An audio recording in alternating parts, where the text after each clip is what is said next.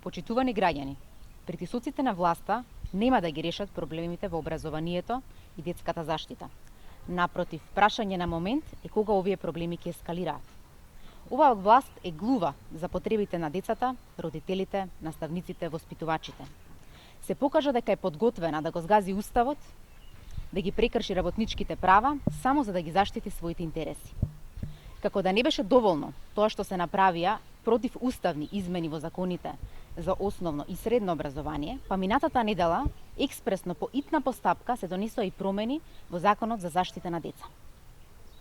И таму вели дека во случај на штрајк на воспитувачите во градинките, директорот на јавната установа може да назначи нивни заменици. Дополнително предвидена е и глоба од 500 до 1000 евра за оној директор кој што нема да ги почитува овие измени во законот.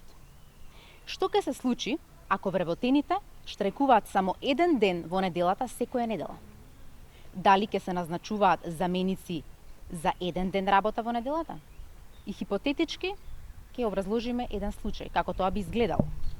Директорот треба да побара согласност од директорот за назначување на заменици. Ќе ја добие согласноста.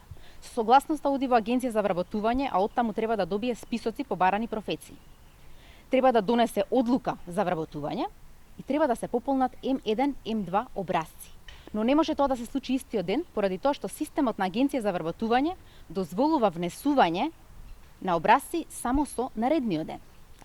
А наредниот ден штрајкот можеби и веќе е прекинат. А пак ако воспитувачите или наставниците одлучат да штрајкуваат подолго време, каде ќе се најдат пари за плати на нивните заменици? Со измените на Законот за заштита на деца, по кој знае кој пат власта на Груевски го крши Уставот на Република Македонија.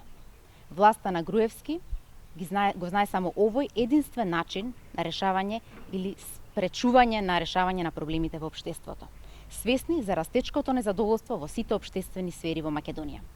СДСМ бара власта сериозно да ги разгледа барањата на СОНК, наместо да глуми диалог. Во меѓувреме да се повлечат неуставните измени во сите закони кои што се донесоа во изминатиот период. Ви благодарам.